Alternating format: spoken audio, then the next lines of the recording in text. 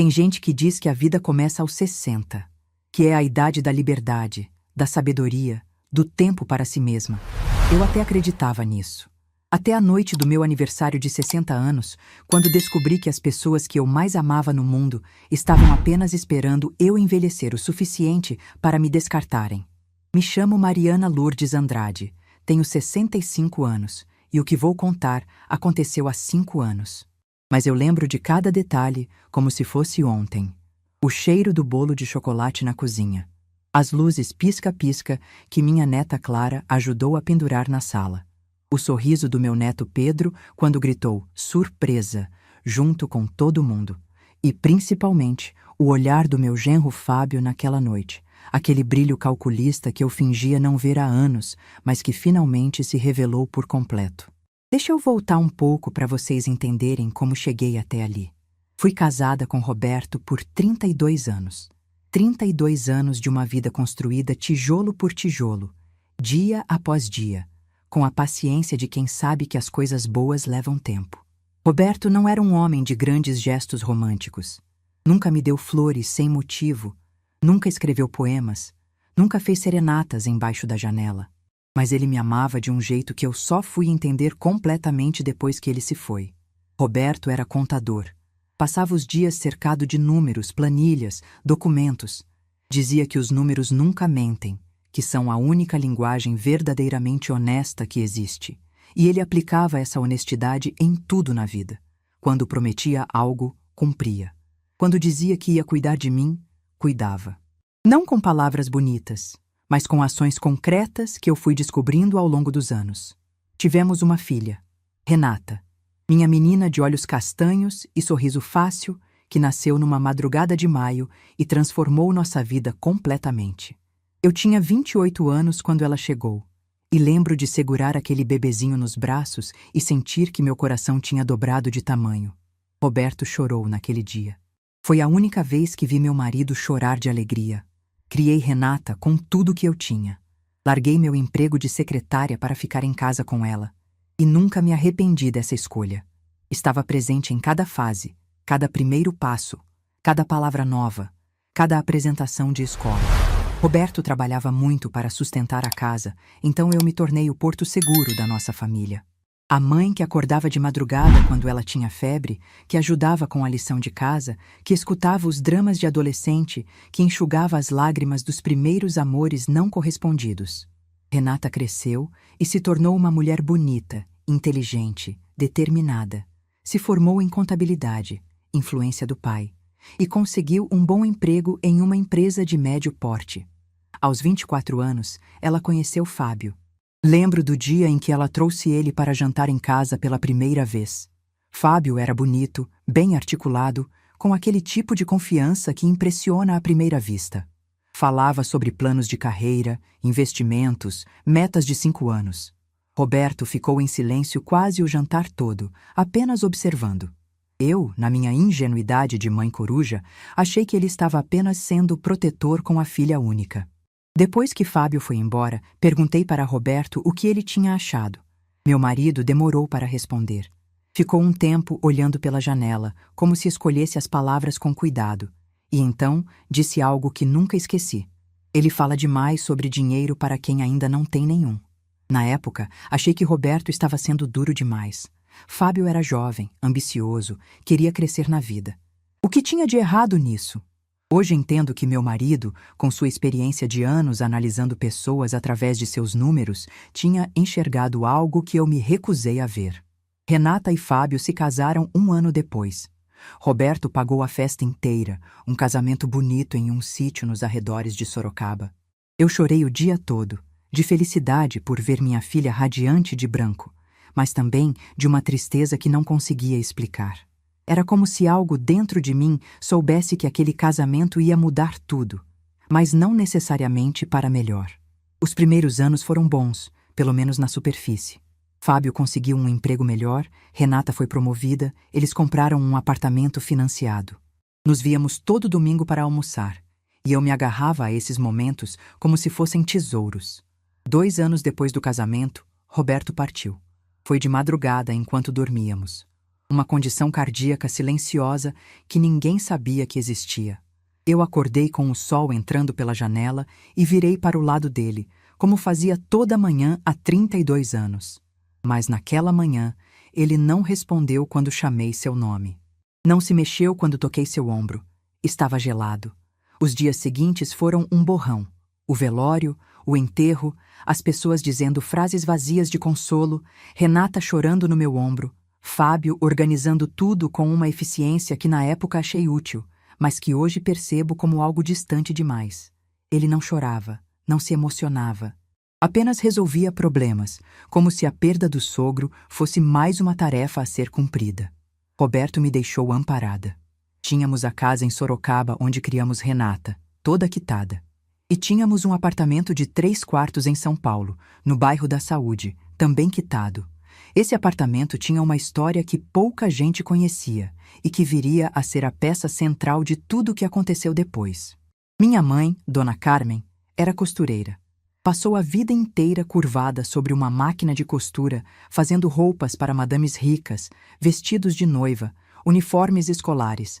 Trabalhava de sol a sol, comia pouco, gastava menos ainda. Dizia que cada centavo guardado era um tijolo no futuro dos filhos. Quando ela partiu, eu tinha 35 anos. Recebi uma herança que na época parecia modesta, mas que minha mãe havia juntado ao longo de décadas de trabalho árduo. Roberto, com sua mente de contador, não deixou esse dinheiro parado. Investiu, multiplicou, esperou o momento certo. E quando surgiu a oportunidade de comprar um apartamento bem localizado em São Paulo por um preço abaixo do mercado, ele usou integralmente a herança de Dona Carmen para a compra. Fez questão de documentar tudo. A origem dos recursos, a transferência, o registro. Colocou o apartamento no meu nome, com toda a papelada provando que aquele imóvel era fruto do sacrifício da minha mãe, não do nosso casamento. Na época, achei exagero. Perguntei por que tanto cuidado e Roberto apenas sorriu e disse: "Um dia você vai entender." Depois que ele se foi, decidi vender a casa de Sorocaba e me mudar para o apartamento em São Paulo. A casa era grande demais para mim sozinha, cada cômodo cheio de memórias que doíam. E eu queria estar perto de Renata, poder ajudar quando os netos chegassem. E eles chegaram. Pedro nasceu quando eu tinha 54 anos, 2 anos depois da partida de Roberto. Clara veio 2 anos depois. Eu me joguei de corpo e alma naquele papel de avó.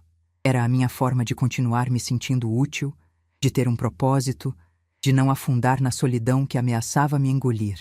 Buscava as crianças na escola todo dia. Levava ao médico, ao dentista, às aulas de natação. Cozinhava almoço e janta, deixava a marmita pronta para a semana. Passava noites no apartamento deles quando Pedro tinha crise de bronquite ou Clara acordava com pesadelos. Fábio viajava constantemente a trabalho. Renata tinha uma rotina puxada e eu me tornei o pilar invisível que sustentava aquela família. Invisível. Essa é a palavra certa. Porque com o tempo, fui percebendo que era exatamente assim que eles me viam. Eu estava ali, presente, disponível, útil. Mas ninguém perguntava como eu estava, se eu precisava de alguma coisa, se eu estava feliz. Eu era um recurso, uma facilidade, uma solução prática para os problemas deles. Foi por volta dos meus 58 anos que Fábio começou a fazer perguntas sobre o apartamento. Perguntas que vinham disfarçadas de preocupação, mas que eu sentia terem outro propósito. Ele queria saber se o apartamento estava quitado, quanto valia no mercado atual, se eu tinha pensado em fazer inventário. Dizia que era importante deixar tudo organizado, que eu não era mais tão jovem, que era bom prevenir. Eu desconversava, mudava de assunto, fingia não perceber o brilho de cálculo nos olhos dele. Não queria acreditar no que estava vendo.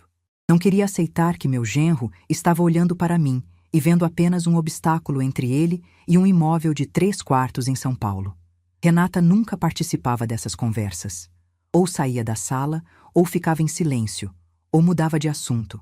Eu interpretava isso como neutralidade, mas hoje sei que era cumplicidade silenciosa.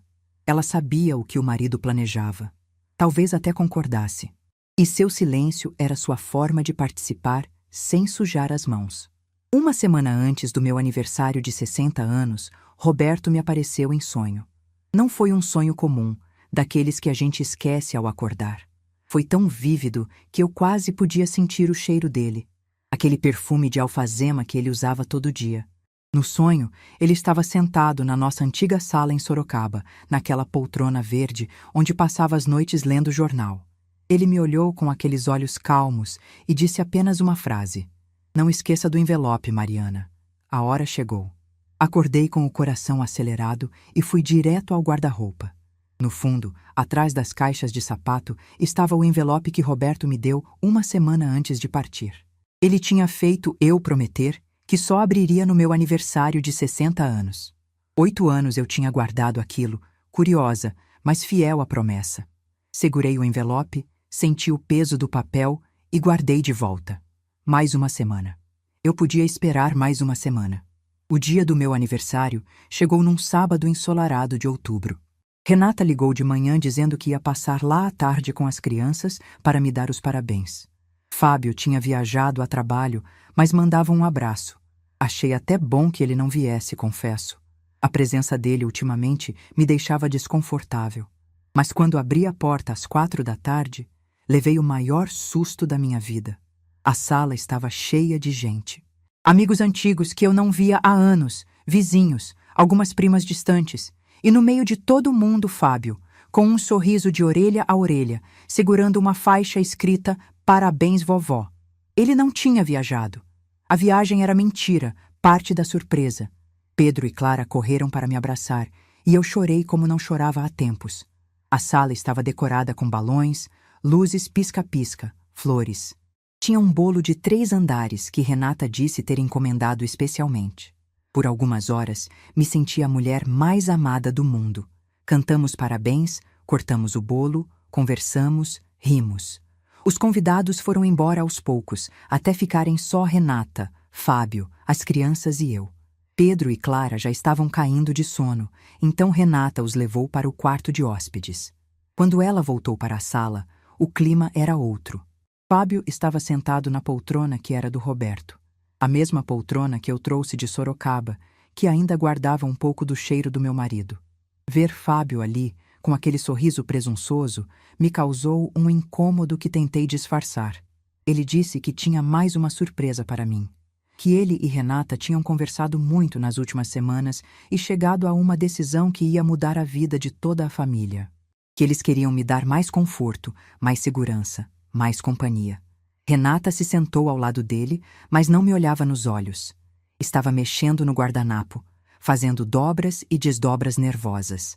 Fábio, então, disse as palavras que partiram minha vida ao meio. "Sogra, decidimos vender seu apartamento para comprar uma casa maior. Com o dinheiro daqui, mais nossas economias, dá para comprar uma casa com quintal para as crianças. A senhora pode ficar num quartinho nos fundos, perto dos netos, sem preocupação nenhuma. Vai ser muito melhor para todo mundo." Eu fiquei em silêncio. Olhei para ele. Olhei para Renata. Minha filha continuava encarando o guardanapo, incapaz de sustentar meu olhar. Naquele silêncio, tudo fez sentido. As perguntas sobre o apartamento. As insinuações sobre minha idade. O interesse excessivo em organizar minha vida. Não era cuidado. Nunca foi. Era planejamento. Era cálculo. Era esperar o momento certo para dar o bote. Mas eles tinham esquecido de uma coisa. Eu respirei fundo, deixei o silêncio durar mais alguns segundos, e então disse com a voz mais calma que consegui: "Interessante. Mas vocês esqueceram de uma coisa." Fábio franziu a testa, impaciente. "Do quê?" Eu dei uma risada curta, sem humor nenhum. "Esperem aqui." Levantei da minha cadeira e fui até o quarto. No fundo do guarda-roupa, atrás das caixas de sapato, estava o envelope. O envelope que Roberto me fez prometer que só abriria naquele dia. Peguei com cuidado, sentindo o peso do papel entre os dedos. 8 anos guardado. 8 anos esperando este momento. Voltei para a sala com o envelope nas mãos. Fábio e Renata me olhavam confusos. Sentei na minha poltrona, respirei fundo e disse: "Meu marido me deixou esta carta para abrir hoje. Acho que vocês vão querer ouvir." Abri o envelope devagar. Desdobrei o papel e comecei a ler em voz alta. Minhas mãos tremiam enquanto eu segurava aquele envelope amarelado pelo tempo. 8 anos guardado no fundo do guarda-roupa, esperando esse momento. 8 anos em que eu olhava para ele às vezes, curiosa, tentada a abrir, mas sempre lembrando da promessa que fiz ao Roberto. Ele me entregou esse envelope uma semana antes de partir. Estava sentado na cama, com uma expressão séria que me preocupou na hora. Perguntei se estava tudo bem, se ele estava sentindo alguma coisa. Roberto apenas sorriu daquele jeito calmo dele e disse que estava ótimo, mas que precisava me pedir uma coisa importante. Colocou o envelope nas minhas mãos e falou: Mariana, guarda isso e só abre no seu aniversário de 60 anos, não antes. Promete? Achei estranho, quis perguntar o porquê, mas algo no olhar dele me fez apenas acenar com a cabeça. Prometi. E guardei. Uma semana depois, ele se foi enquanto dormia. E eu fiquei com aquele envelope, sem coragem de quebrar a promessa, mesmo quando a curiosidade me consumia, mesmo quando a saudade era tanta que eu teria dado qualquer coisa para ler mais uma palavra escrita pela mão dele. Agora, sentada na sala do meu apartamento, com meu genro e minha filha me olhando como se eu tivesse enlouquecido, finalmente era a hora. Abri o envelope com cuidado, como se fosse algo sagrado. Lá dentro, 2 folhas de papel escritas à mão com a letra caprichada do Roberto. Ele sempre teve uma caligrafia bonita, daquelas que parecem desenhadas. Engoli o nó na garganta e comecei a ler em voz alta. Minha Mariana, se você está lendo isso, significa que chegou aos 60 anos, e eu provavelmente não estou mais aí para te abraçar nessa data. Espero estar errado. Espero estar sentado do seu lado agora, rindo de mim mesmo por ter escrito essa carta boba. Mas algo me diz que não vou estar. Por isso preciso te dizer algumas coisas enquanto ainda posso. Primeiro, obrigado. Obrigado por 32 anos de uma vida que eu nunca imaginei que teria. Você me fez um homem melhor, mais paciente, mais gentil. Cada manhã que eu acordava do seu lado era um presente que eu não merecia, mas que recebia mesmo assim. Minha voz falhou. Precisei parar, respirar fundo, enxugar as lágrimas que já escorriam pelo meu rosto. Fábio bufou baixinho, impaciente. Renata continuava olhando para o guardanapo nas mãos dela. Continuei. Segundo, eu te conheço melhor do que você mesma se conhece. Sei que depois que eu partir, você vai se dedicar inteiramente aos outros. Vai querer cuidar da Renata, dos netos que espero que venham, vai se anular para fazer todo mundo feliz. É do seu jeito, sempre foi. Mas preciso te pedir uma coisa. Não esqueça de você mesma. Você não existe apenas para servir aos outros. Você é Mariana, uma mulher inteira, completa, que merece ser feliz por si mesma. Parei de novo. Aquelas palavras estavam me atingindo em lugares que eu tinha esquecido que existiam. Roberto me conhecia tão bem. Tinha descrito exatamente o que eu fiz nos últimos 8 anos.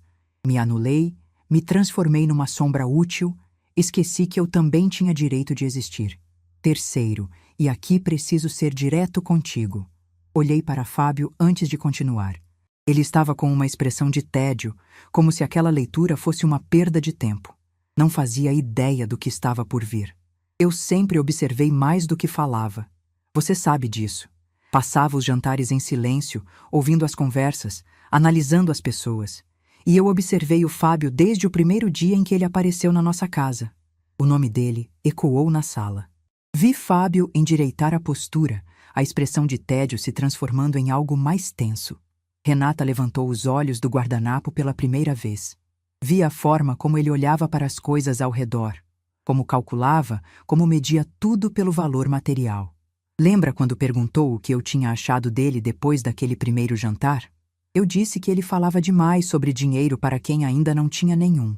Você riu e disse que eu estava sendo duro. Mas, Mariana, um contador reconhece outro calculista. E o que eu vi naquele rapaz me preocupou. Fábio se mexeu na poltrona, desconfortável. Abriu a boca como se fosse dizer alguma coisa, mas eu levantei a mão pedindo silêncio e continuei lendo. Torci para estar errado. Torci com todas as minhas forças, porque sabia o quanto a Renata gostava dele, e eu só queria ver nossa filha feliz. Mas algo me dizia que um dia, quando você estivesse sozinha e vulnerável, ele ia tentar se aproveitar.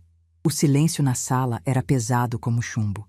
Eu podia ouvir minha própria respiração, o tic-tac do relógio na parede, o barulho distante de um carro passando na rua. Se estou certo e rezo para não estar, em algum momento ele vai tentar colocar as mãos no apartamento. Vai usar desculpas bonitas, vai falar em família, em praticidade, em te dar mais conforto. Talvez diga que é para o bem dos netos, que você vai ficar mais perto deles. Mas o que ele realmente quer é o patrimônio que não pertence a ele. Parei de ler e olhei diretamente para Fábio. Ele estava lívido, pálido como papel. A boca dele se abria e fechava sem emitir som, como se as palavras tivessem evaporado. Renata começou a chorar em silêncio. Não sei se de vergonha, de culpa, ou simplesmente porque estava vendo o plano dele ser desmontado por um homem que já tinha partido há 8 anos. Voltei meus olhos para a carta e continuei. Por isso, meu amor, preciso te lembrar de algo que talvez você tenha esquecido. Esse apartamento onde você está morando foi comprado integralmente com a herança da sua mãe. Cada centavo. Lembra da dona Carmen? Sua mãe passou a vida inteira costurando, guardando, sacrificando os próprios desejos para deixar algo para você. Aquele dinheiro era o suor dela, as noites mal dormidas, as costas doendo de tanto ficar curvada sobre a máquina de costura. Quando ela partiu e você recebeu a herança, eu não deixei aquele dinheiro parado. Investi, multipliquei, esperei o momento certo. E quando surgiu a oportunidade de comprar o apartamento, usei integralmente o que era da sua mãe. Não misturei 1 centavo do nosso dinheiro. Fiz questão disso. Registrei tudo, a origem dos recursos, as transferências, cada documento que comprova que aquele imóvel é fruto do sacrifício da dona Carmen, passado para você. Está tudo no seu nome, Mariana. Só seu. Nem filho, nem genro, nem ninguém pode te tirar isso. A lei te protege. Respirei fundo. A próxima parte da carta era a que mais doía, mas também a que mais precisava ser dita. Deixei cópias de toda a documentação com o Dr. Osvaldo, nosso advogado de tantos anos. Se alguém questionar, se alguém tentar te pressionar, procure ele. Ele sabe de tudo, tem todas as provas e vai te defender como eu defenderia se estivesse aí. Mas mais importante que documentos e leis é o que eu preciso te dizer agora. E presta atenção porque é a parte mais importante dessa carta. Minha voz estava embargada. As lágrimas caíam sem controle, pingando sobre o papel, borrando algumas palavras. Mas eu continuei. Você não é um estorvo, Mariana. Não é um peso. Não é um obstáculo no caminho de ninguém. Você é a mulher mais forte, mais generosa, mais extraordinária que eu conheci na minha vida. Se alguém não consegue enxergar seu valor, o problema é dessa pessoa, não seu. Não aceite migalhas de afeto. Não se contente em ser tolerada. Você merece ser amada de verdade, respeitada, valorizada. E se as pessoas ao seu redor não forem capazes de fazer isso, então elas não merecem você na vida delas. Viva, meu amor. Viaje para os lugares que a gente sonhava conhecer. Plante flores na varanda como você sempre quis fazer. Leia os livros que estão juntando poeira na estante. Tome café olhando o pôr do sol. Seja feliz por você mesma, não pelos outros. E se precisar se lembrar de quem você é, olhe para esse apartamento. Ele é a prova de que você vem de uma linhagem de mulheres fortes. Sua mãe batalhou a vida inteira para te deixar algo. Não deixe ninguém tirar isso de você. Com todo o meu amor, do outro lado, Roberto. PS. Eu te avisei que aquele rapaz ia dar problema, mas você nunca me escuta mesmo. Terminei de ler e dobrei a carta com cuidado. O silêncio que se seguiu foi o mais denso que já experimentei na vida. Olhei para Fábio. Ele estava destruído. Não fisicamente, mas por dentro. Dava para ver nos olhos dele o momento exato em que percebeu que tinha sido derrotado por um homem que já não estava mais entre nós. Roberto, do outro lado, tinha acabado de desmontar o plano dele peça por peça. Olhei para Renata. Minha filha estava chorando, os ombros tremendo, o guardanapo agora uma bolinha amassada nas mãos. Mas eu não sentia pena. Não naquele momento. Ela sabia de tudo. E escolheu o lado do marido em vez de proteger a própria mãe. Guardei a carta no envelope e coloquei no meu colo. Respirei fundo, enxuguei as lágrimas do rosto e disse com a voz mais calma que consegui: O apartamento que vocês queriam vender foi comprado com a herança da minha mãe. Não é de vocês. Nunca foi e nunca vai ser. Fábio finalmente encontrou a voz. Começou a falar atropeladamente, dizendo que eu estava entendendo errado, que eles só queriam o melhor para a família, que não era sobre dinheiro, era sobre ficar mais perto das crianças. As desculpas saíam uma atrás da outra, cada uma mais patética que a anterior. Eu deixei ele falar. Deixei ele se enrolar nas próprias mentiras, se afundar na própria lama. Quando finalmente parou para respirar, eu disse apenas: Fábio, meu marido era contador. Passou a vida analisando pessoas através dos números delas. Ele te viu no primeiro jantar e soube exatamente quem você era. 8 anos atrás, ele escreveu essa carta porque sabia que esse dia ia chegar. Você acha mesmo que eu vou acreditar em alguma coisa que você diz agora? Ele não teve resposta. Virei para Renata. Minha filha, minha menina que eu criei com tanto amor, que segurei no colo durante noites de febre, que ensinei a andar, a falar, a ser gente.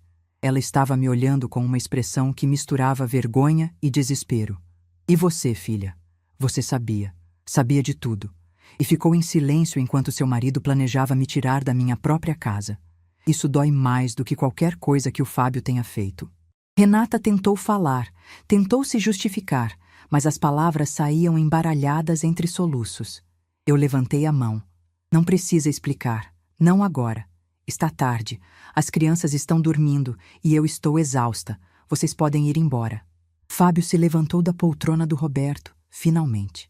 Renata foi buscar Pedro e Clara, que dormiam pesado no quarto de hóspedes. Eu fiquei na sala, segurando o envelope contra o peito, ouvindo os sons deles se preparando para sair.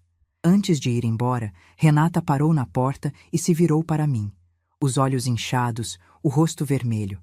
Abriu a boca como se fosse dizer alguma coisa, mas eu fui mais rápida. Filha, eu te amo, nunca vou deixar de te amar. Mas amor não significa aceitar tudo. Vai para casa, descansa. A gente conversa quando você estiver pronta para falar de verdade. Ela acenou com a cabeça e saiu. Fábio foi atrás, carregando Clara no colo, sem olhar para mim. A porta se fechou com um clique suave. Eu fiquei sozinha. O apartamento estava em silêncio agora. As luzes pisca-pisca ainda brilhavam na sala. Os balões da festa ainda flutuavam no teto. Sobre a mesa, os restos do bolo de 3 andares que eu mal tinha provado. Me sentei na poltrona que era do Roberto, aquela que Fábio tinha ousado ocupar. Ainda tinha um pouco do cheiro do meu marido, mesmo depois de tantos anos. Ou talvez fosse só minha imaginação querendo me confortar. Abri a carta de novo e reli o final. Com todo o meu amor do outro lado, Roberto. E eu disse baixinho, para o apartamento vazio, para as paredes que guardavam nossas memórias, para o homem que me conhecia melhor do que eu mesma. Obrigada, meu amor. Você me salvou de novo. Naquela noite, chorei até não ter mais lágrimas. Chorei de dor, de alívio, de saudade, de gratidão. Chorei por tudo que tinha perdido e por tudo que tinha acabado de descobrir. Mas quando o sol nasceu na manhã seguinte, eu era uma mulher diferente. A carta do Roberto tinha feito mais do que me proteger de um golpe. Tinha me lembrado de quem eu era. Uma mulher forte, filha de uma mulher forte, neta de mulheres que sobreviveram a tudo. E se o meu genro e minha filha achavam que iam me derrubar com facilidade, estavam muito enganados. Eu estava apenas começando. Não dormi naquela noite. Fiquei sentada na poltrona do Roberto até o sol nascer, segurando a carta contra o peito, deixando as lágrimas caírem sem pressa. Eram lágrimas estranhas, misturadas. Tinha dor ali, muita dor. Mas tinha também alívio. E uma coisa que eu não sentia há muito tempo. Clareza. Durante anos eu tinha vivido numa névoa. Achava que estava fazendo a coisa certa, sendo a mãe e a avó dedicada, abrindo mão de tudo para servir aos outros. Mas naquela madrugada, com as palavras do Roberto ainda ecoando na minha cabeça, eu finalmente enxerguei a verdade. Não era dedicação. Era anulação. Eu tinha me apagado aos poucos, e as pessoas ao meu redor tinham se acostumado a me ver como um móvel útil, não como uma pessoa. Quando o primeiro raio de sol entrou pela janela, levantei da poltrona e fui até o banheiro. Me olhei no espelho por um longo tempo. Vi uma mulher de 60 anos com olheiras fundas, cabelos desgrenhados, olhos inchados de tanto chorar. Mas também vi algo que não via há muito tempo: determinação. Tomei um banho demorado, deixando a água quente relaxar os músculos tensos. Vesti uma roupa confortável, preparei um café forte e sentei na varanda para ver a cidade acordar. São Paulo tem essa coisa de nunca parar completamente, sempre tem movimento, sempre tem vida. Naquela manhã, aquilo me reconfortou. O mundo continuava girando e eu precisava continuar junto. Às 9 horas, liguei para o Dr. Osvaldo. O número estava na minha agenda há anos, mas eu raramente usava. Roberto cuidava de toda a parte burocrática da nossa vida, e depois que ele se foi, eu simplesmente evitava essas questões. Mas agora era diferente. Agora eu precisava ter certeza de que estava protegida. A secretária atendeu e disse que o doutor estava em reunião, mas que retornaria assim que possível. Deixei meu número e esperei. Enquanto isso, reli a carta do Roberto mais uma vez. Cada palavra parecia ter sido escolhida com cuidado. Cada frase carregava um peso de amor e proteção que me fazia chorar de novo. Dr. Osvaldo retornou perto do meio-dia. A voz dele era calma, pausada, daquelas que transmitem segurança. Quando expliquei quem eu era, ele imediatamente se lembrou. Disse que Roberto tinha sido um dos clientes mais meticulosos que ele já teve e que tinha instruções específicas guardadas para mim. Marquei uma reunião para o dia seguinte. Precisava ver com meus próprios olhos a documentação que Roberto tinha deixado. Precisava ter certeza de que ninguém poderia me tirar o que era meu por direito. Mal desliguei o telefone, ele tocou de novo. Era Renata. Atendi com o coração apertado. A voz da minha filha estava embargada, mistura de choro e nervosismo. Ela começou pedindo desculpas, dizendo que não tinha dormido a noite toda, que estava arrependida, que nunca quis me magoar. As palavras saíam atropeladas, uma atrás da outra, como se ela tivesse ensaiado o discurso a noite inteira. Eu deixei ela falar. Não interrompi, não questionei, apenas escutei. Quando ela finalmente parou para respirar, eu disse com a voz mais calma que consegui: Filha, eu ouvi tudo o que você disse, mas palavras são fáceis. O que você fez, o silêncio que você manteve enquanto seu marido planejava me tirar da minha casa, isso não se apaga com um pedido de desculpas. Renata começou a chorar mais forte. Disse que Fábio tinha pressionado ela, que ela não sabia como dizer não, que estava presa numa situação difícil. Eu respirei fundo e respondi: Você é uma mulher adulta, Renata. Você fez escolhas. E agora precisa lidar com as consequências dessas escolhas. Eu te amo. Nunca vou deixar de te amar. Mas preciso de tempo para processar tudo isso. Ela perguntou se podia vir me ver, trazer as crianças. Aquilo me pegou desprevenida. A vontade de ver Pedro e Clara era enorme. A saudade já estava apertando o peito. Mas algo dentro de mim disse que não era a hora certa. Se eu cedesse agora, se abrisse as portas como se nada tivesse acontecido, estaria ensinando à minha filha que ela podia me machucar e depois simplesmente pedir desculpas e seguir em frente. Disse que não, pelo menos não agora. Que precisava de alguns dias para mim mesma. Renata ficou em silêncio por um momento e então disse algo que me gelou por dentro. Mãe, o Fábio está muito irritado. Ele disse que a senhora humilhou ele na frente de todo mundo e que isso vai ter consequências. Consequências. A palavra ficou pairando no ar depois que desliguei. O que aquele homem poderia fazer? O apartamento estava no meu nome, a documentação era sólida, a lei me protegia. Mas eu conhecia pessoas como Fábio. Quando não conseguem o que querem pelo caminho fácil, partem para a manipulação, para a chantagem emocional, para o isolamento. E foi exatamente o que aconteceu. Na semana seguinte, tentei ligar para Renata 3 vezes. Nenhuma das ligações foi atendida. Mandei mensagens perguntando sobre as crianças, pedindo para falar com Pedro e Clara, nem que fosse por alguns minutos. As mensagens foram visualizadas, mas nunca respondidas. No domingo, dia em que eu normalmente ia almoçar na casa deles e passava a tarde brincando com os netos, fiquei sozinha no apartamento olhando para o telefone. Nenhuma ligação, nenhuma mensagem, nenhum convite. Era como se eu tivesse deixado de existir. A dor daquele silêncio foi pior do que qualquer palavra que pudessem ter dito. Eu podia aguentar gritos, acusações, discussões. Mas o vazio, a ausência completa, isso me destruía por dentro. Pedro e Clara nem sabiam o que estava acontecendo. Provavelmente perguntavam pela avó, e Fábio e Renata inventavam alguma desculpa.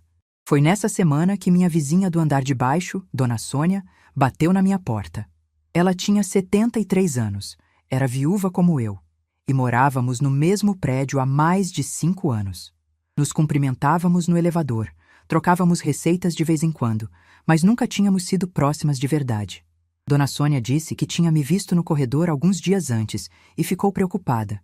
Disse que eu parecia abatida, diferente, e que veio ver se estava tudo bem. Aquele gesto simples, aquela preocupação genuína de uma quase estranha, me fez desabar. Convidei ela para entrar e, sem planejar, contei tudo. A festa de aniversário, o plano do Fábio, a carta do Roberto, o silêncio da Renata, o afastamento dos netos. Dona Sônia escutou tudo sem me interromper, apenas segurando minha mão de vez em quando, fazendo aquele barulho de compreensão que só mulheres que já viveram muito sabem fazer. Quando terminei de falar, ela ficou em silêncio por um momento. Então disse algo que me marcou profundamente. Mariana, eu passei por algo parecido há 15 anos. Meus filhos brigaram pela herança do pai antes mesmo dele partir. Fiquei 10 anos sem falar com meu filho mais velho. Doeu todos os dias, cada um deles. Mas sabe o que eu aprendi? Que a gente não pode obrigar ninguém a nos amar do jeito certo. A gente só pode escolher como vai reagir. Ela me contou que o filho mais velho voltou a procurá-la anos depois, arrependido, querendo reconstruir a relação. E ela deixou. Não porque tinha esquecido o que aconteceu, mas porque decidiu que carregar aquele peso não valia a pena. Perdoou, mas com limites. Reaproximou, mas sem voltar a ser a mãe que aceitava tudo. Aquela conversa com Dona Sônia foi um divisor de águas. Eu não estava sozinha. Outras mulheres tinham passado por situações parecidas e sobrevivido. Outras mães tinham sido traídas por filhos e encontrado formas de seguir em frente. Eu também podia fazer isso. No dia seguinte, fui ao escritório do Dr. Osvaldo. O prédio ficava no centro de São Paulo, um daqueles edifícios antigos com elevador de porta de grade e corredores de mármore. A sala dele era repleta de estantes com livros de direito, diplomas na parede, aquele cheiro característico de papel velho e café. Ele me recebeu com um aperto de mão firme e um sorriso gentil. Disse que estava esperando minha visita há anos, que Roberto tinha deixado instruções claras para quando esse dia chegasse. Abriu uma pasta grossa e começou a me mostrar os documentos. Estava tudo lá. A escritura do apartamento no meu nome. Os comprovantes de transferência da herança da minha mãe. Os extratos bancários mostrando que nenhum centavo do dinheiro do casal tinha sido usado na compra. Declarações de imposto de renda. Tudo organizado, numerado, com cópias autenticadas. Dr. Osvaldo explicou que Roberto tinha vindo até ele 2 meses antes de partir. Disse que queria garantir que eu estaria protegida caso alguma coisa acontecesse com ele. Que tinha preocupações sobre influências externas que poderiam tentar se aproveitar da minha boa vontade. Não mencionou nomes, mas deixou claro que sabia exatamente de quem estava falando. Quando perguntei se alguém poderia contestar minha propriedade, o doutor foi categórico. Dona Mariana, esse apartamento é seu e de mais ninguém. A origem dos recursos está comprovada, a documentação é impecável. Mesmo que alguém tentasse questionar na justiça, não teria a menor chance de sucesso. Seu marido era um homem muito inteligente. Ele blindou a senhora de todas as formas possíveis. Saí daquele escritório me sentindo mais leve do que tinha me sentido em semanas. A parte legal estava resolvida. Ninguém podia me tirar nada. Mas a parte emocional, essa ainda sangraria por muito tempo. As semanas seguintes foram as mais difíceis.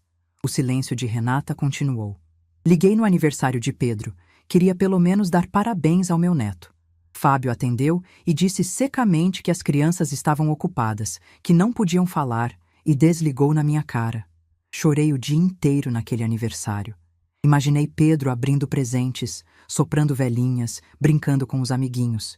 E eu ali, sozinha no meu apartamento, excluída da vida do meu próprio neto por um homem que me via apenas como um obstáculo. Dona Sônia aparecia quase todo dia. Trazia bolo, café, às vezes só companhia. Ela me puxava para caminhar no parque perto do prédio, me levava para tomar sorvete, me fazia rir com histórias do passado dela. Aos poucos, fui percebendo que estava criando uma amizade de verdade, dessas que surgem nas horas mais improváveis. Foi Dona Sônia quem me deu a ideia de reformar o apartamento. Ela disse que quando o marido dela partiu, a primeira coisa que fez foi mudar os móveis de lugar, que precisava sentir que o espaço era dela, não um museu de memórias dolorosas. No início, resisti. Aquele apartamento era cheio de Roberto. Cada canto guardava uma lembrança dele. Mas então entendi o que ela queria dizer. Não era apagar Roberto. Era criar espaço para a nova Mariana, essa mulher que estava nascendo das cinzas da antiga. Comecei pela varanda. Sempre sonhei em ter um cantinho verde, cheio de plantas e flores, onde pudesse tomar café vendo o pôr do sol. Roberto não gostava muito de plantas, dizia que davam trabalho, então eu nunca tinha feito isso. Mas agora, a varanda era minha. Comprei vasos, terra, sementes. Plantei manjericão, hortelã, tomate cereja. Coloquei uma cadeira confortável, uma mesinha pequena, um sino de vento que tocava quando a brisa passava. Cada vez que eu sentava ali, regando minhas plantinhas, sentia que estava regando também alguma coisa dentro de mim. A reforma foi se espalhando aos poucos. Troquei as cortinas pesadas por outras mais leves, que deixavam o sol entrar. Pintei a parede da sala de um amarelo suave que me alegrava. Doei roupas antigas, livros que nunca ia ler, objetos que só juntavam poeira e memórias. E numa dessas arrumações, encontrei algo que tinha esquecido completamente. No fundo de uma gaveta, debaixo de papéis velhos, estava uma caderneta de poupança no nome de Pedro e Clara. Roberto tinha aberto quando cada um nasceu. Depositava um pouco todo mês. Eu tinha continuado os depósitos depois que ele se foi, mas com tudo o que aconteceu, tinha esquecido que aquilo existia. Olhei para aquelas cadernetas e senti uma mistura de emoções. Ali estava a prova do meu amor pelos meus netos. Anos de depósitos pequenos, constantes, feitos com carinho. Dinheiro que eu juntava para o futuro deles, para ajudar na faculdade, no primeiro carro, em algum sonho que tivessem. Guardei as cadernetas de volta na gaveta. Não ia contar para ninguém que existiam, não agora. Talvez um dia, quando Pedro e Clara fossem adultos e pudessem entender o que aconteceu, eu entregaria para eles pessoalmente. Mas isso era coisa do futuro. No presente, eu tinha uma decisão a tomar. Podia ficar ali, chorando pelos cantos, esperando que Renata e Fábio mudassem de atitude. Ou podia começar a viver de verdade, pela primeira vez em décadas, sem me definir pelo papel de mãe ou avó. Escolhi viver. Naquela noite, sentada na minha varanda reformada, com o cheiro de manjericão no ar e o sino de vento tocando suave, eu fiz uma lista. Coisas que sempre quis fazer e nunca fiz. Lugares que sempre quis conhecer. Cursos que sempre quis fazer. A lista ficou longa, mais longa do que eu esperava. E pela primeira vez em muito tempo, olhei para o futuro com algo parecido com esperança. Meus netos ainda estavam longe. Minha filha ainda estava em silêncio. A dor ainda estava ali, pulsando no peito. Mas eu tinha descoberto algo importante naqueles meses difíceis. Eu era mais forte do que imaginava. E ninguém, absolutamente ninguém, ia me impedir de viver a vida que eu merecia. Roberto tinha razão. Eu vinha de uma linhagem de mulheres fortes. E estava na hora de honrar isso. 6 meses. Foi o tempo que levou para minha vida mudar completamente. Não foi uma mudança de um dia para o outro. Foi aos poucos, como uma planta que cresce sem você perceber, até que um dia você olha e ela está florida. Eu era essa planta. Tinha passado décadas murchando em silêncio e agora, pela primeira vez, estava me permitindo florescer. Comecei pelo curso de pintura que sempre quis fazer. Tinha uma escola de artes a 3 quadras do meu prédio, e toda terça e quinta eu ia lá passar 2 horas mergulhada em tintas e telas. No início, me sentia ridícula. Uma mulher de 60 anos, cercada de jovens artistas, segurando o pincel com mãos trêmulas, fazendo borrões que pareciam coisa de criança. Mas a professora, uma moça chamada Beatriz, com cabelos coloridos e um sorriso enorme, nunca me fez sentir fora de lugar. Dizia que arte não tinha idade, que o importante era a expressão, não a perfeição. E aos poucos fui relaxando. Minhas telas ainda não eram obras-primas, mas eram minhas. Cada pincelada carregava um pedaço de mim que eu tinha esquecido que existia. Foi no curso de pintura que conheci Helena. Ela tinha 65 anos, era divorciada há 20 e tinha uma energia contagiante. Ria alto, falava o que pensava, não pedia desculpas por ocupar espaço. No início, me assustei com ela. Mulheres da minha geração foram ensinadas a ser discretas, a não chamar atenção. Helena era o oposto de tudo isso. Mas foi justamente por isso que nos tornamos amigas. Ela me mostrava, sem nem perceber, que existiam outras formas de ser mulher depois dos 60, que eu não precisava me esconder, me diminuir, me calar, que podia rir alto, ter opinião, fazer escolhas que agradassem a mim mesma. Helena me arrastou para outras atividades. Um grupo de caminhada no Parque Ibirapuera aos sábados de manhã. Um clube do livro que se reunia uma vez por mês numa cafeteria charmosa do bairro. Aulas de dança de salão numa academia para a terceira idade.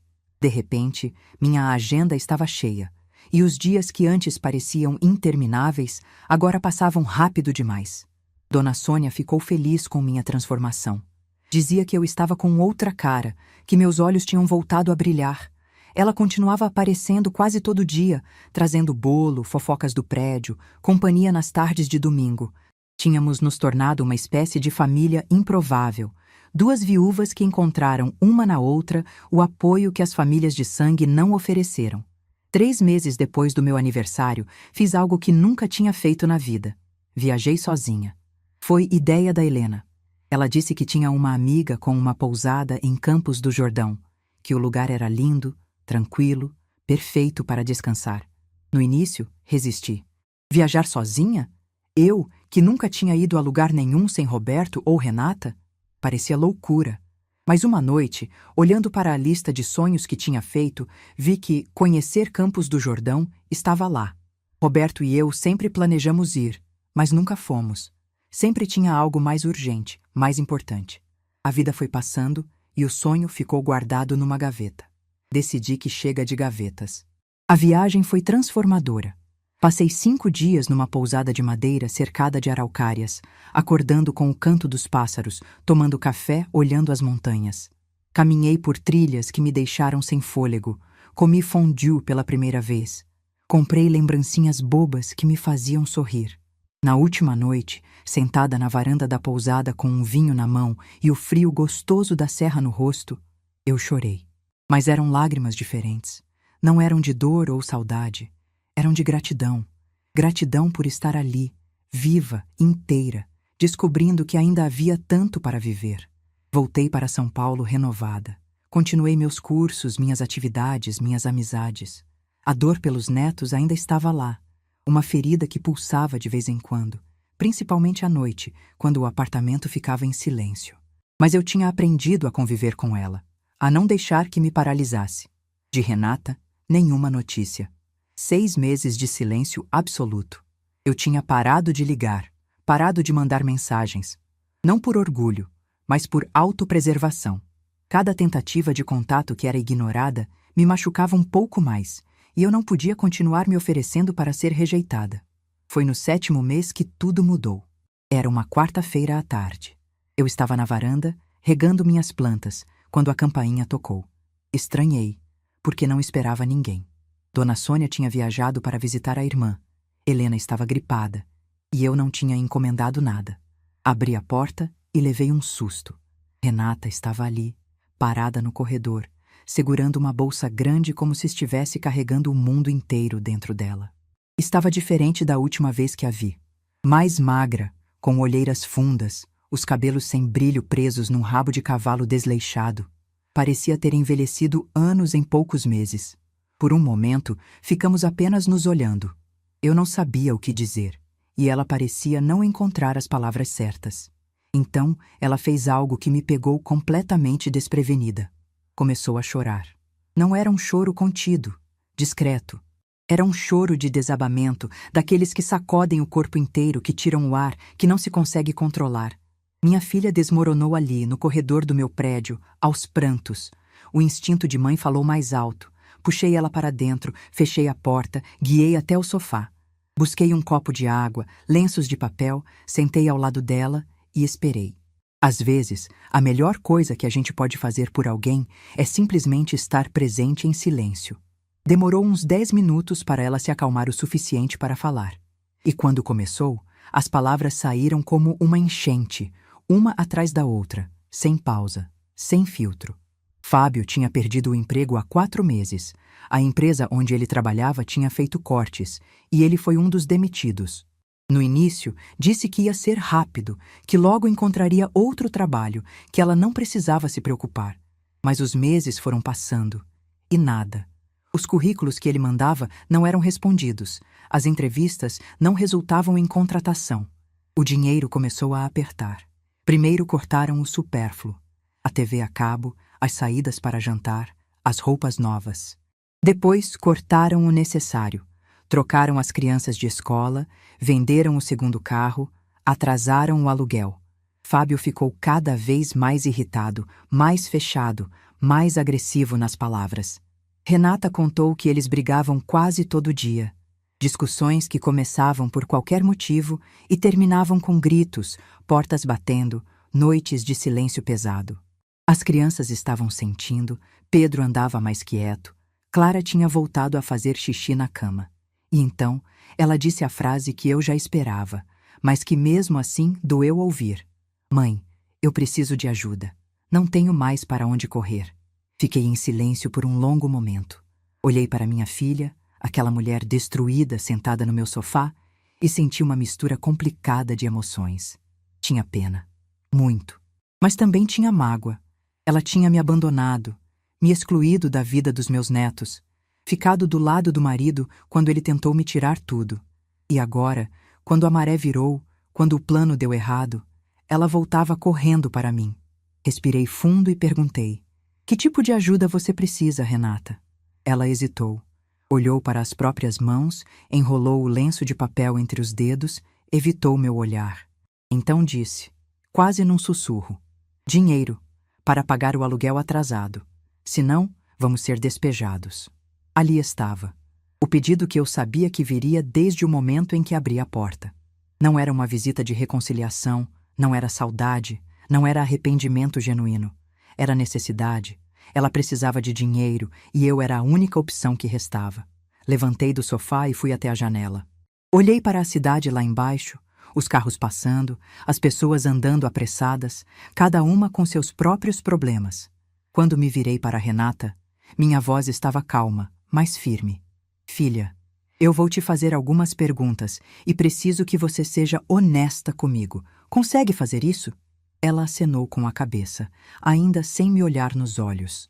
"Você está aqui porque sentiu minha falta, porque quer reconstruir nossa relação ou porque precisa de dinheiro?" O silêncio dela foi a resposta mais eloquente possível. "Se eu não tivesse dinheiro, se eu fosse uma velha pobre sem nada para oferecer, você teria vindo me procurar?" Renata começou a chorar de novo, mas dessa vez era um choro diferente. Era vergonha. Era a dor de ser vista exatamente como era naquele momento.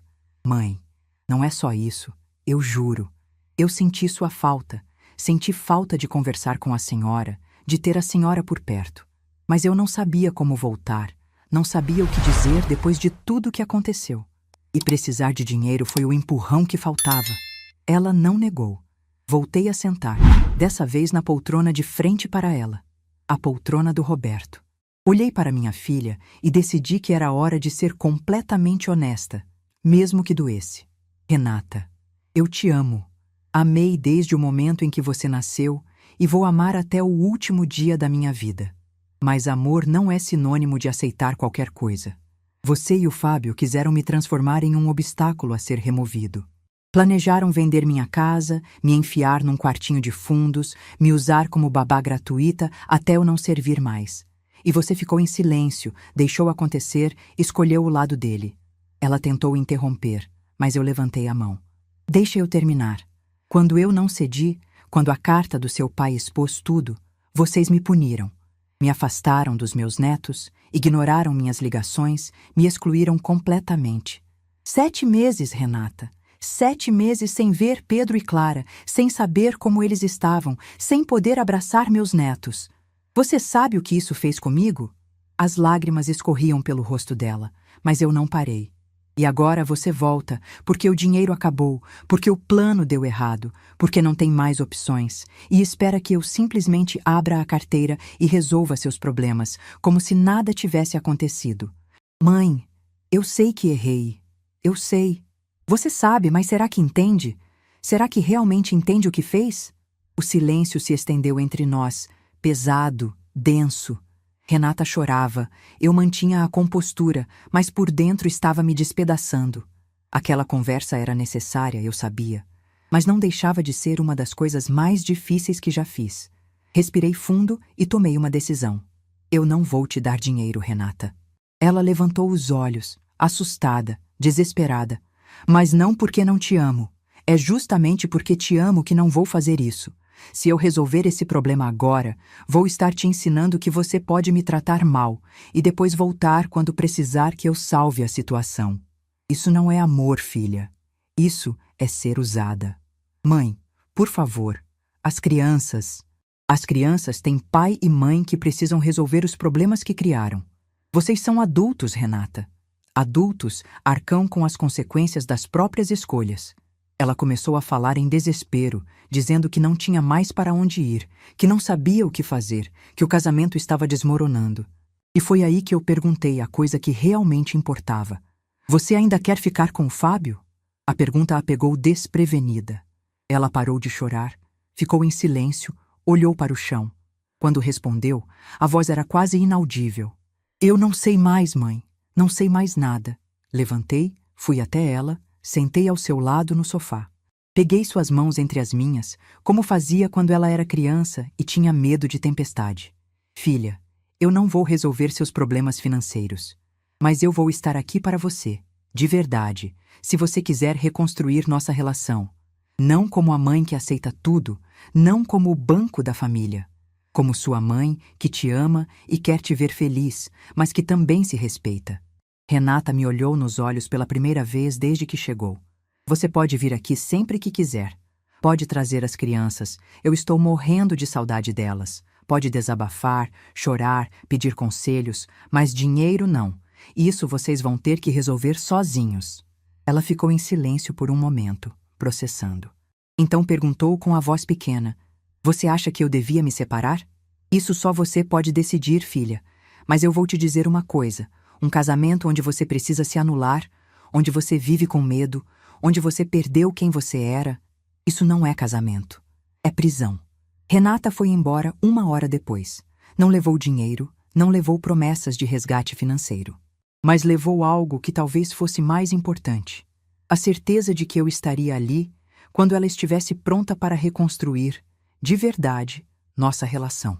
Naquela noite, sentada na minha varanda, olhando as luzes da cidade, eu soube que alguma coisa tinha mudado.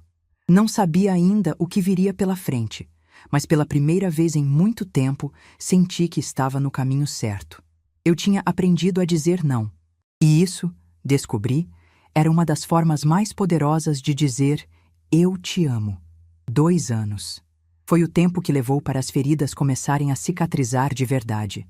Não vou mentir dizendo que foi fácil. Teve noites em que acordei chorando, saudade dos netos apertando o peito como um peso físico. Teve dias em que olhei para o telefone, esperando uma ligação que não vinha. Teve momentos em que questionei minhas próprias escolhas, me perguntando se tinha sido dura demais, se deveria ter cedido, se o preço da minha dignidade estava sendo alto demais. Mas toda vez que a dúvida aparecia, eu ia até o quarto e relia a carta do Roberto. Aquelas palavras tinham se tornado meu norte, minha bússola nos dias de tempestade. Você não é um estorvo, não é um peso, não é um obstáculo.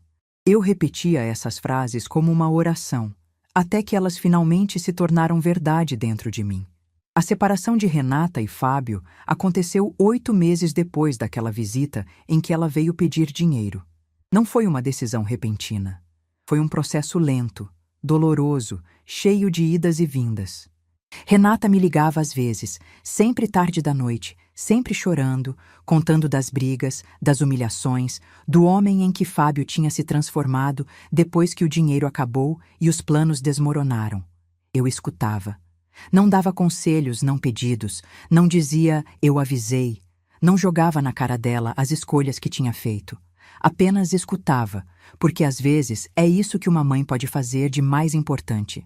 Estar presente, mesmo quando dói, mesmo quando a vontade é de sacudir a filha e gritar para ela acordar.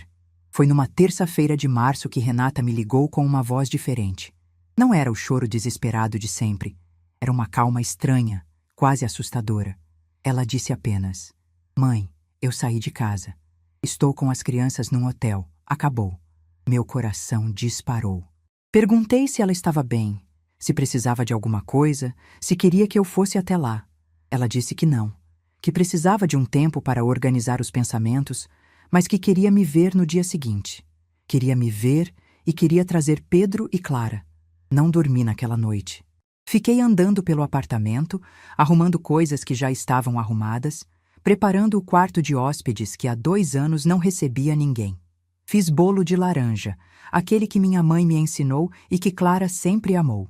Comprei suco de uva, o preferido do Pedro. Pequenos gestos que me mantinham ocupada enquanto o coração batia forte demais. Eles chegaram no fim da tarde do dia seguinte. Quando abri a porta e vi meus netos ali, parados no corredor, maiores do que eu lembrava, com olhos que misturavam timidez e expectativa, eu simplesmente desabei. Caí de joelhos, abri os braços e eles vieram correndo. Pedro me abraçou primeiro. Ele estava tão grande, já quase da minha altura, com a voz começando a engrossar. Mas quando me abraçou, apertou forte como fazia quando era pequeno e sussurrou no meu ouvido: "Senti sua falta, vovó. Muita falta." Clara veio logo atrás, se enfiando no abraço, chorando baixinho. Minha neta tinha crescido tanto, os cabelos mais compridos, o rosto perdendo as bochechas de criança. Mas o cheiro dela era o mesmo, aquele cheiro de infância que avós reconhecem em qualquer lugar do mundo. Ficamos assim, abraçados no chão do corredor, por não sei quanto tempo. Renata estava encostada na parede, chorando em silêncio, nos observando. Quando finalmente levantei e olhei para ela, vi algo que não via há muito tempo nos olhos da minha filha: alívio. Entramos, sentamos na sala e as crianças não desgrudaram de mim. Pedro de um lado, Clara do outro, como se tivessem medo de que eu fosse desaparecer de novo. Eu servi o bolo, o suco, e fiquei ouvindo eles falarem, contarem da escola, dos amigos, dos desenhos que gostavam, de tudo que eu tinha perdido nesses 2 anos. Renata ficou em silêncio a maior parte do tempo, apenas observando. Quando as crianças foram para a varanda ver minhas plantas, ela finalmente falou. Pediu desculpas. Não aquelas desculpas ensaiadas, desesperadas que tinha pedido antes. Foram desculpas diferentes. Calmas, pensadas, doloridas. Ela disse que tinha passado os últimos meses em terapia tentando entender como tinha chegado àquele ponto, como tinha se tornado alguém capaz de abandonar a própria mãe por causa das ambições de um marido. Contou que a terapeuta a ajudou a enxergar padrões que ela nunca tinha percebido. Como Fábio a manipulava aos poucos, isolando ela das pessoas que amava, fazendo ela duvidar das próprias percepções. Como ela tinha se perdido no casamento, se anulado para manter a paz, virado uma sombra do que era. Eu escutei tudo sem interromper. Quando ela terminou, respirei fundo e disse o que estava no meu coração. Filha, eu te perdoo. Perdoei há muito tempo, na verdade. Não porque o que aconteceu não importa, mas porque carregar mágoa é pesado demais. E eu decidi que não quero mais carregar pesos que não são meus. Renata começou a chorar de novo. Mas perdoar não significa esquecer. E não significa que as coisas vão voltar a ser como eram antes. Aquela mãe que aceitava tudo, que se anulava para agradar, que tinha medo de impor limites, ela não existe mais. Eu mudei, Renata. E a nossa relação vai precisar ser diferente também. Ela acenou com a cabeça, enxugando as lágrimas. Eu quero você na minha vida. Quero meus netos de volta. Quero poder ser avó, estar presente, criar memórias, mas como pessoas que se respeitam, não como antes. Você entende o que estou dizendo? Entendo, mãe. E eu quero isso também. Foi um começo. Não uma solução mágica, não um final feliz de filme, mas um começo verdadeiro, construído sobre bases mais honestas do que as que tínhamos antes. Nos meses seguintes, fomos reconstruindo aos poucos. Renata e as crianças se mudaram para um apartamento pequeno, não muito longe do meu. Ela voltou a trabalhar em horário integral, precisava se reconstruir financeiramente depois do desastre que o casamento com Fábio tinha se tornado. E eu voltei a ser avó. Pedro e Clara passavam as tardes comigo quando Renata trabalhava até mais tarde. Eu ajudava com a lição de casa, preparava o jantar, levava no parque quando o tempo estava bom. Mas era diferente de antes. Eu não me anulava mais. Tinha meus compromissos, minhas aulas de pintura, minhas caminhadas com Helena, meu clube do livro. E Renata respeitava isso. Às vezes ela me perguntava se eu podia ficar com as crianças em determinado dia, e eu dizia que não, que tinha compromisso. E ela entendia. Não ficava magoada, não me acusava de não amar os netos. Simplesmente se organizava de outro jeito. Era assim que deveria ter sido desde sempre. 1 ano depois da separação, num domingo de manhã, eu estava sentada na varanda tomando café quando Clara veio se sentar do meu lado. Ela tinha 11 anos agora. Estava entrando na pré-adolescência, cheia de perguntas sobre o mundo. Ficamos em silêncio por um momento, olhando as plantas, ouvindo o sino de vento tocar. Então ela perguntou, com aquela sinceridade que só crianças têm: "Vovó, por que a gente ficou tanto tempo sem se ver?" A pergunta me pegou desprevenida. Eu sabia que um dia ela ia perguntar, mas não estava preparada para responder. Respirei fundo e escolhi as palavras com cuidado. Clara, às vezes os adultos tomam decisões erradas. Decisões que machucam pessoas que eles amam. Sua mãe e seu pai tomaram algumas decisões assim, e por causa disso a gente ficou um tempo afastadas. Você ficou brava com a mamãe? Fiquei triste. Muito triste. Mas eu nunca deixei de amar sua mãe, nem vocês. Vocês estiveram no meu coração todo dia, mesmo quando não podíamos nos ver. Clara ficou pensativa por um momento. Então disse algo que me fez chorar ali mesmo, na frente dela. Vovó, eu não quero nunca mais ficar longe de você. Você promete que a gente não vai se afastar de novo? Puxei ela para um abraço apertado e disse: eu prometo que vou fazer tudo o que estiver ao meu alcance para estar sempre perto de você. Mas tem uma coisa que quero que você lembre. Não importa o que aconteça, não importa onde eu esteja, eu sempre vou te amar. Isso ninguém pode tirar. Naquela noite, depois que Renata buscou as crianças, eu fui até o guarda-roupa e peguei as cadernetas de poupança. Olhei para aqueles números pequenos que Roberto e eu tínhamos depositado ao longo dos anos, que eu tinha continuado depositando mesmo quando não podia ver meus netos. Decidi que ia contar para eles quando fizessem 18 anos. Ia sentar com cada um, separadamente, e explicar a história daquele dinheiro. Como o bisavô que eles nunca conheceram começou a guardar cada centavo antes mesmo deles nascerem. Como a avó continuou, mesmo nos anos de afastamento, porque o amor não conhece distância. Guardei as cadernetas de volta e fui para a cama. Naquela noite, sonhei com Roberto. Não era a primeira vez que sonhava com ele desde que partiu, mas esse sonho foi diferente. Estávamos sentados na varanda do apartamento, na minha varanda cheia de plantas, e ele olhava tudo com aquele sorriso calmo que eu tanto amava. No sonho, ele disse: "Ficou bonito aqui. Você finalmente plantou suas flores." Eu respondi: "Demorou, mas aprendi." Ele segurou minha mão, como fazia nas noites em que assistíamos televisão juntos, e disse: "Eu sabia que você ia conseguir. Sempre soube. Eu leio sua carta toda semana, às vezes mais de uma vez." "Eu sei." Ele sorriu. "Mas você não precisa mais dela. Tudo que está escrito lá, você já sabe de cor. Já faz parte de você." Acordei com o rosto molhado de lágrimas, mas com o coração estranhamente leve. Era como se Roberto tivesse vindo se despedir de verdade, me dizendo que estava tudo bem, que eu podia seguir em frente. Hoje, enquanto conto essa história, olho ao redor do meu apartamento e vejo uma vida que eu nunca imaginei que teria aos 65 anos. As paredes estão cheias de quadros que eu mesma pintei. A varanda transborda de plantas que eu mesma cultivei. As estantes guardam livros que eu finalmente tive tempo de ler. Na geladeira tem desenhos de Pedro e Clara com ímãs coloridos. No quarto de hóspedes, tem um jogo de cama que eles escolheram para quando dormem aqui. Na agenda, tem compromissos com amigas, aulas, viagens planejadas. Renata vem jantar toda semana. Às vezes, traz um namorado novo, um homem gentil que a trata bem e que me cumprimenta com respeito. Às vezes, vem só ela para conversar, desabafar, pedir conselhos. E eu dou, quando ela pede. Só quando ela pede. Fábio desapareceu da vida de todos. Segundo Renata, ele se mudou para outro estado, não paga pensão direito, raramente liga para os filhos.